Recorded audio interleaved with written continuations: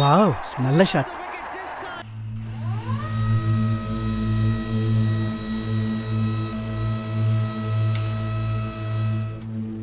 हाँ किशोर जल्दी भेजो, जल्दी जल्दी.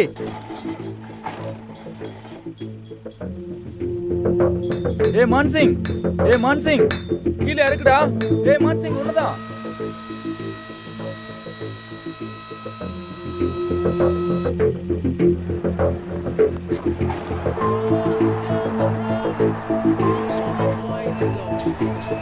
டேய், எவ்வளவு நேரம் வெயிட் பண்றது?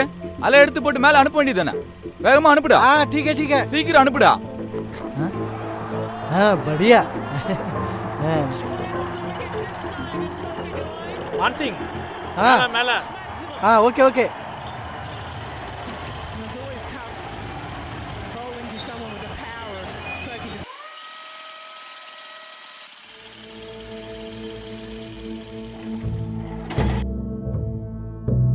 ஊரு விட்டு ஊர் வந்து இன்னும் எத்தனை நாள் இப்படி கஷ்டப்பட போகிறோமோ. சீக்கிரமாக ஊருக்கு போகணும். அம்மா தங்கச்சி பன்வரோட சேர்ந்து சந்தோஷமாக ஜாலியாக இருக்கணும்.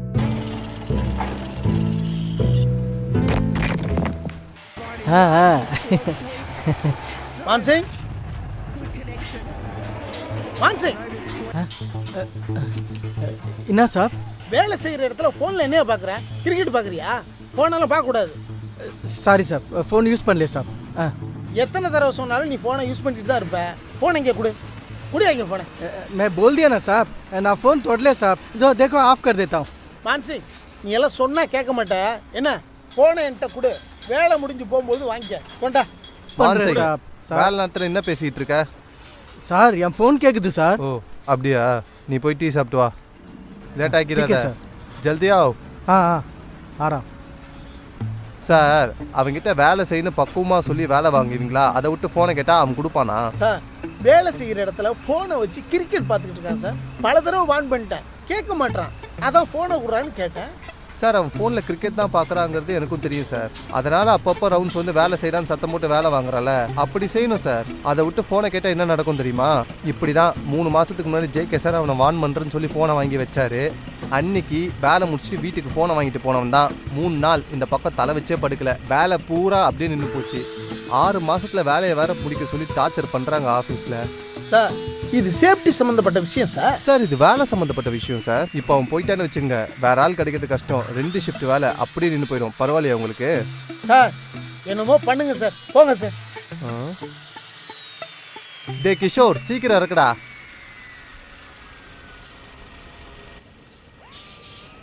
ரபே சீக்கிரம் பண்ணு, நாளைக்குள்ள இந்த மொத்த பிளாக்கையும் பூசி முடிக்கணும். ஜல்தி காம் கரோ. ठीक है साहब. சொல்லுங்க சார். மனோஜ், நம்ம ஆஃபீஸில் புதுசாக சேர்ந்துருக்க சீஃப் சேஃப்டி ஆஃபீஸர் சைட்டை பார்க்கணும்னு சொல்கிறாருப்பா. Okay sir. எப்போ சார் வராரு? He is on the way. ஓ இப்போ வந்துட்டு இருக்காரா? ஆமாம், நீ அவருக்கு சைட்டை சுற்றி காமிச்சிரு. Okay sir. ஓகே.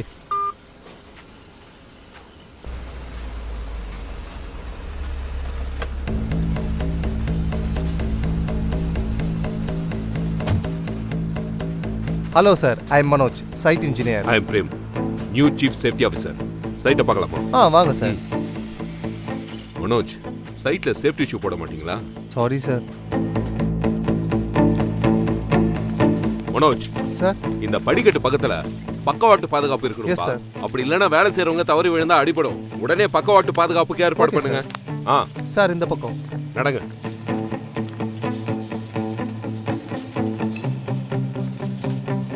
ஏங்க சார். எல்லாரும் ஹெல்மெட்டை கழட்டி வச்சுட்டு வேலை செய்யறாங்க. இன்சார்ஜை கூப்பிடுங்க. சிபி சிபி இங்க வாங்க. சார் என்னய்யா? ஒருத்தர் கூட ஹெல்மெட் போடல, எல்லாரும் கழட்டி வச்சுட்டு வேலை செய்யறாங்க. நீங்க தானே இன்சார்ஜ்? ஆமா சார். இதெல்லாம் பார்க்க மாட்டீங்களா? Sorry sir. ஹெல்மெட் போட்டு வேலை செய்ய சொல்லுங்க. ஓகே போங்க. மனோஜ், என்னங்க கொஞ்சம் கூட அவேர்னஸ் இல்லாம வேலை செய்யறாங்க. அது எலக்ட்ரிக் ஒயர் தண்ணியில விழுந்திருக்கு. பவர் ஷார்ட்டான ப்ராப்ளம் வரும்ல.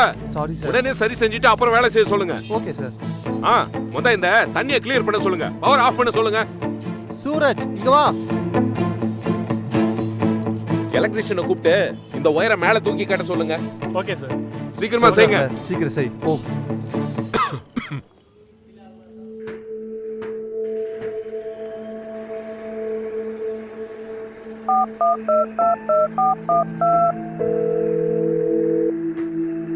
மா உன்னை பார்க்கணும் போல இருக்குமா, நான் ஊருக்கே வந்துடுவா. கிஷோர், அழாத. எங்களுக்கும் உன்னை பிரிஞ்சிருக்க கஷ்டமா தான் இருக்கு. ஆனா நம்ம குடும்ப நிலைமைய கொஞ்சம் நினைச்சு பாரு. பன்வர் இப்பதான் 10th படிக்கிறான். மனிஷாவுக்கு நல்ல மாப்பிள்ளை பார்த்துக்கிட்டு இருக்கேன். நீ அங்கிருந்து அனுப்புற பணத்துல தானே ஒழுகுற நம்ம வீட்டை சரி செஞ்சிருக்கேன். இந்த நேரத்துல நீ இங்க வந்துட்டா எப்படி? அதெல்லாம் சரிதாம்மா, ஆனால் என்னால் இங்கே இருக்க முடியலையம்மா. அங்கே வந்துடுறேன்னு. கிஷோர், இங்க கிடைக்கிற சம்பளம் பத்தலேன்னு தானே குமார் ஷாப்பு கூட அங்க வேலைக்கு போனேன். இன்னும் கொஞ்ச நாள் மட்டும் பொறுத்துக்கப்பா. நம்ம குடும்ப சூழ்நிலை மாறிடும். அதுக்கப்புறம் நீ இங்க வந்துடலாம். அம்மா கூடவே இருந்துக்கிட்டு நீ வேலைக்கு போகலாம். இல்லைம்மா, என்னால் இங்கே இருக்க முடியல. நான் வரேன். கிஷோர், ஏன் இப்படி அடம் பிடிக்கிற? எத்தனை பேர் வெளிநாட்டுக்கு போய் வேலை பார்க்குறாங்க. நீ என்ன வெளிநாட்டுக்கா போயிருக்க? உள்நாட்டில் இருந்து தானே வேலை பார்க்குற. நீ இங்கே வந்துட்டா கொஞ்சம் கொஞ்சமாக கட்டுற கடனை அடைக்க முடியாதுப்பா. அப்புறம் எப்படி சாப்பிட்டுட்டு பன்வரை படிக்க வச்சுட்டு மனிஷாவை கல்யாணம் பண்ணி கொடுக்கறது? நீயே சொல்லு. கிஷோர், கிஷோர், கேட்டுக்கிட்டு தானேப்பா இருக்க? நம்ம குடும்ப சூழ்நிலையை புரிஞ்சு கொஞ்ச நாள் நீ அங்கேயே வேலையை பாருப்பா. கிஷோர், அம்மா சொல்றது புரியுதாப்பா? கிஷோர், அம்மா இப்படி சொல்றேன்னு நினைச்சு வருத்தப்படாதப்பா. சரிம்மா, எனக்கு இங்கே வேலை இருக்கு. நான் அப்புறமா பேசுகிறேன். வெய். சரிப்பா. எவ்வளோ நாளாக இந்த சைட்டில் ஒர்க் பண்ணுறீங்க? 5 மாசமா சார். அப்படியா? என்ன மனோஜ், சார் பில்டிங் ஃபுல்லாக இப்படி தண்ணி நிற்குது? அது வந்து அங்கே பாருங்க, கிளியர் பண்ணிடுறோம் அந்த சார். இடம் பாருங்க. அது இப்பயே பண்ணிடுறேன் சார். வேலை செய்கிறவங்க வலிக்கு விழுந்து அடிப்படும்ல, சார் இப்பயே முடிச்சிடுறேன் சார். முத கிளியர் பண்ண சொல்லுங்க. Okay sir. என்னங்க நீங்க எல்லாத்துக்கும் தலையை ஆட்டுறீங்க.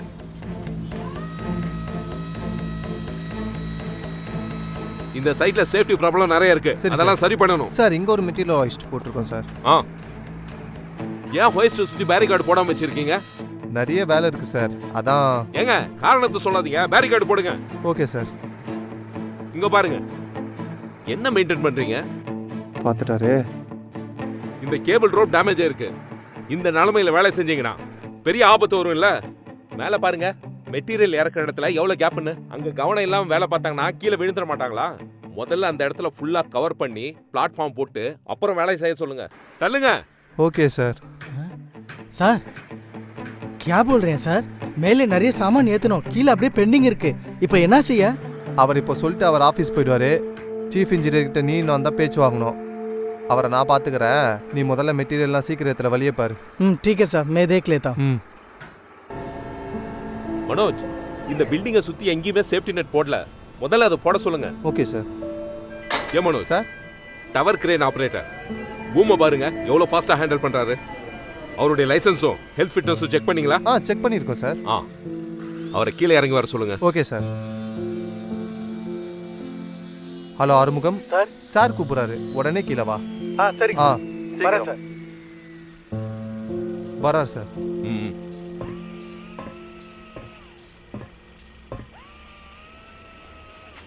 சொல்லுங்க சார். டவர் கிரேன் ஆபரேட் பண்ணது நீங்க தானே? ஆமாம் சார். எத்தனை வருஷம் எக்ஸ்பீரியன்ஸ்? 10 வருஷம் சார். இத்தனை வருஷம் எக்ஸ்பீரியன்ஸ் இருக்குல்ல, பூமை இவ்வளோ ஃபாஸ்டா ஹேண்டில் பண்ணா விபத்து ஏற்படும் தானே? நான் சரியாக தான் சார் ஆப்ரேட் பண்ணேன். இல்லையே, நான் பார்த்தேனே, ஃபாஸ்டா மூவ் பண்ணீங்க. Sorry sir. கேர்ஃபுல்லா ஹேண்டில் பண்ணுங்க. சரிங்க சார். போங்க. Okay sir. இந்த மாதிரி விஷயங்கள கவனமா இருக்கணும் மனோஜ். எங்க சார் சொன்னாலும் கேட்க மாட்டாரு, இப்படியே பண்றாரு. வாங்க அடுத்த ஏரியா போலாம். Okay sir. மனோஜ், அங்க பாருங்க, ஸ்லிங்க அட்டாச் பண்ணியிருக்கிற ஹுக்ல சேஃப்டி லாட்சே இல்ல. இப்படியே ஹேண்டில் பண்ணுவீங்க? இந்த ஹைட்ரா ஆபரேட்டருக்கு ப்ராப்பர் லைசன்ஸும் ஹெல்த் ஃபிட்னஸும் செக் பண்ணீங்களா? பண்ணியிருக்கோம் சார். அங்கே ஹைட்ராவை நிப்பாட்டிட்டு அந்த ஹைட்ரா ஆபரேட்டர் வர சொல்லுங்க. யோ வாயா, சார் கூப்பிடுறாரு. சார், எத்தனை வருஷமா ஹைட்ரா ஆபரேட் பண்றீங்க? 5 வருஷமா சார்.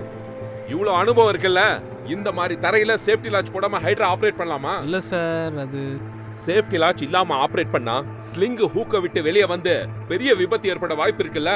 சின்ன ஹைட்ராவா இருந்தாலும் சரி, பெரிய ஹைட்ராவா இருந்தாலும் சரி, சேஃப்டி லாட்ச் இல்லாம இனி ஆபரேட் பண்ண கூடாது. அதுதான் உங்களுக்கும் பாதுகாப்பு, ஹைட்ராவுக்கும் பாதுகாப்பு. அந்த கயிறை பாருங்க, எவ்வளவு டேமேஜ் ஆயிருக்கு பாருங்க. இதுல கனமான பொருளை கட்டி தூக்கிட்டு வந்திருக்கீங்க. கொஞ்சம் கூட உங்களுக்கு விழிப்புணர்வு இல்லையேங்க. இந்த மாதிரி கயிறை வச்சு பொருளை எடுத்துட்டு வரலாமா? விபத்தாகும் இல்ல? ஆமா சார். தரமான கயிறு வச்சு தான் பொருளை எடுத்துட்டு வரணும். சரிங்களா? சரிங்க சார். மனோஜ், சார் இதெல்லாம் செக் பண்ணிட்டு அதுக்கப்புறம் தான் ஹைட்ராவை ஆப்ரேட் பண்றதுக்கு அலோவ் பண்ணணும். அதே மாதிரி கயிறோட தரத்தையும் செக் பண்ணுங்க. சரிங்களா? போங்க. இனிமேலாவது ஹூக்ல சேஃப்டி லாட்ச் போட்டு ஆப்ரேட் பண்ணுங்க. வேலை முடிஞ்சதுன்னா பொருளை ஏன் வெளியே வச்சிருக்கீங்க? உள்ள வைக்க வேண்டியது தானே. இன்னும் கொஞ்ச நேரத்தில் உள்ளே கொண்டு போயிடுவாங்க சார். ஓரமாக தானே இங்க இருக்கு. தானங்க வேலை நடக்குது. வழியில பாருங்க எவ்வளவு பொருள் இருக்கு. போக வர இடைஞ்சலா இருக்குல்ல, எல்லாத்தையும் ஒரே இடத்துல போட்டு வச்சிருக்கீங்க. இங்க இருக்கிற எல்லாத்தையும் கிளியர் பண்ண சொல்லுங்க. இப்பயே கிளியர் பண்ண சொல்கிறேன் சார். இதை கூட உங்களுக்கு சொல்ல வேண்டியிருக்கு. பி பிளாக் ஸ்ட்ரைட்டா? இல்லை சார், இந்த சைடு. சரி வாங்க.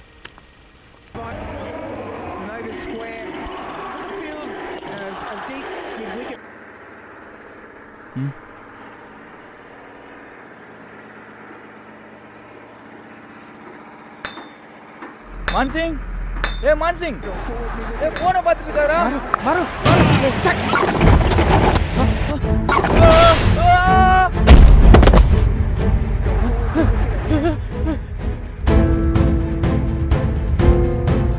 अरे बाप रे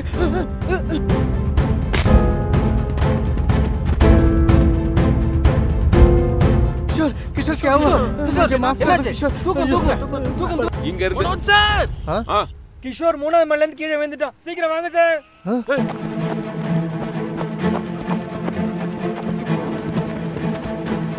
गलती हो ஏப்பா, गया கவனமா வேலை செய்யக்கூடாதா? பாத்து வெளியே கொண்டு வாங்க. ரத்தம் வருது பாரு. காலை ஒழுங்கா அப்படி. அவனுக்கு ஃபோன் பண்ணியாச்சா? திருப்பி அவனை இந்த பக்கம் திருப்பு. வாங்க வாங்க வாங்க வாங்க. देखिए देखिए एम्बुलेंस आ गया திருப்புங்க. जल्दी जल्दी लेके आओ வரலாம் வரலாம். வாங்க வாங்க வாங்க வாங்க. போதும் போதும் போதும் போதும். நிப்பாட்டு நிப்பாட்டு. किशोर किशोर கிஷோர் கேளுங்க. சீக்கிரம் இங்க கண்ணை அவரை முடிச்சு எழுப்பி பாருடா. பேச்சு கொடுங்க. நான் பேசுறது ஏப்பா, கேட்கறாரா? அவன் கையை பிடிச்சு பாருப்பா. பல்ஸ் இருக்கான்னு பாரு. பிடிங்க. சரி தூக்குங்க.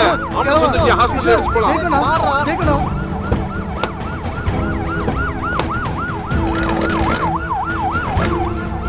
சொல்லுங்க.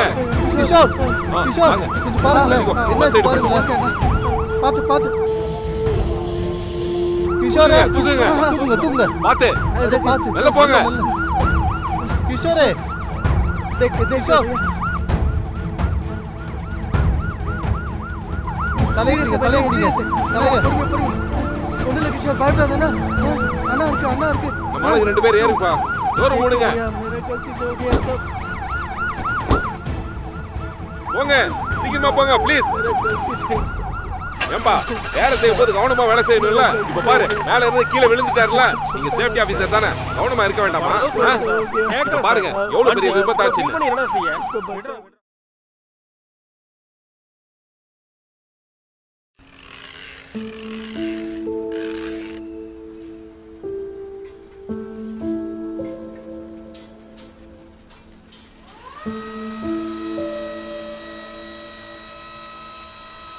எத்தனை மணிக்கு இப்போ நடந்துச்சு?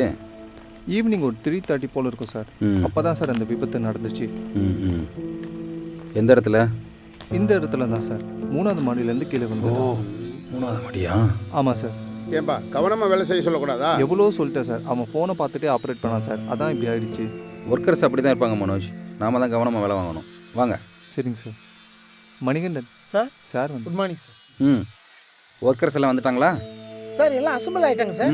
Very good. இன்னைக்கு எதுக்காக நாம் இங்கே கூடியிருக்கோன்னு உங்கள் எல்லாருக்கும் தெரியுமா? 2 நாளைக்கு முன்னாடி இங்கே நடந்த ஒரு விபத்தில் உங்கள் சக தொழிலாளி கிஷோர் அடிபட்டு ஆஸ்பத்திரியில் சிகிச்சை பெற்று வரார். இந்த விபத்துக்கான காரணம் என்னன்னு நாங்கள் விசாரிச்சதில்ல. அந்த ஹாய்ஸ்ட் ஆப்ரேட்டர் வேலை செய்யும் போது மொபைலில் கிரிக்கெட் பார்த்துட்டு இருந்திருக்க. 2வதா பொருளை ஏற்றி இருக்கிற கிஷோர் மேலே இருந்து கீழே அடிக்கடி எட்டி பார்த்தது. 3வதா பொருளை ஏற்றி இருக்கிற மேல் தளங்களில் சரியான பிளாட்ஃபார்ம் போடப்படலை. இதெல்லாம் இந்த விபத்து நடக்கிறதுக்கு முக்கிய காரணங்களாக அமைஞ்சிருச்சு.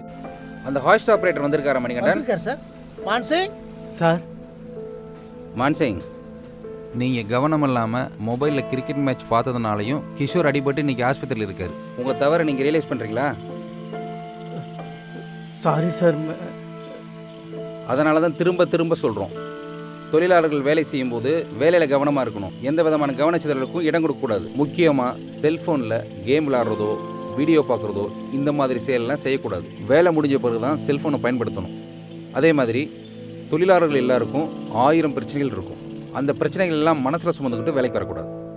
பிரச்சனைகளை ஓரமாக வச்சுட்டு வேலை செய்யும்போது வேலையில் மட்டும்தான் கவனமாக இருக்கணும் நீங்கள்.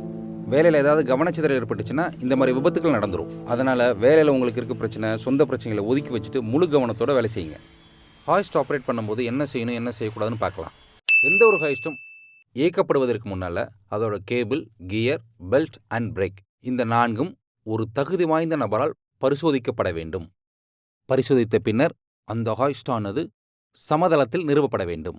ஹாய்ஸ்டுக்கு பக்கத்தில் அதன் எடைதுக்கும் திறன், அதாவது சேஃப் ஒர்க்கிங்களோட டிஸ்பிளே போர்டு காட்சி பலகையில் வச்சிருக்கணும். பொருட்களை ஏற்றிச் செல்லக்கூடிய மெட்டீரியல் ஹாய்ஸ்டில் வேலை செய்யக்கூடிய தொழிலாளர்கள் ஏறிச் செல்ல அனுமதி கிடையாது. ஹாய்ஸ்ட் நிறுவப்பட்டிருக்க இடத்தை சுற்றிலும் பேரிகார்ட்ஸ் போட்டிருக்கணும். ஹாய்ஸ்ட் மோட்டாரின் சுழலும் பாகங்கள் அனைத்தும் கவசமிடப்பட்டிருக்க வேண்டும். மெட்டீரியல் ஹாய்ஸ்டில் ஒவ்வொரு தளத்திலும் பொருட்களை பாதுகாப்பாக இறக்குவதற்கு கைப்பிடியுடன் கூடிய பிளாட்ஃபார்ம் அமைக்கப்பட வேண்டும். அதுவும் திறமாக அமைக்கப்பட வேண்டும்.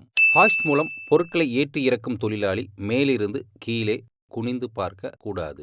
ஹாய்ஸ்டில் பொருட்களை ஏற்றிச் செல்லும்போது ஹாய்ஸ்டின் பிளாட்ஃபார்மை சுற்றி பொருட்கள் விழாதவாறு டோபோர்டு அல்லது கம்பி வலை அல்லது வேறு ஏதேனும் பாதுகாப்பான தடுப்பணைகள் செய்யப்பட வேண்டும். இந்த சைட்டில் நாங்கள் பார்த்த வரைக்கும் இங்கே வேலை செய்கிற நீங்கள்லாம் முறையான ஷூக்கள் போடல. அது மட்டும் இல்லை, தலைக்கவசம் அணியலை. அங்கங்கே தண்ணி தேங்கி கிடக்கு. அதில் மின்சார வயிறு மேலே கட்டாமல் கீழே தண்ணியில் கிடக்கு. தொழிலாளர்கள் போயிட்டு வர பாதையில் பொருட்கள் அங்கங்கே செதறி கிடக்கு. அப்படி இருக்கக்கூடாது. இதெல்லாம் சரி செஞ்சுட்டு தான் நீங்கள் வேலை செய்யணும். அதே மாதிரி இந்த சைட்டை சுற்றி பார்க்கும்போது ஹைட்ரா ஆப்ரேட்டர் சேஃப்டி லாட்ச் இல்லாத ஹூக்கை பயன்படுத்தி பொருட்களை தூக்கிட்டு வராரு. அப்படி செய்யக்கூடாது. எந்த ஒரு பொருளை தூக்குறதா இருந்தாலும் தரமான கயிறை மட்டுமே பயன்படுத்தணும்.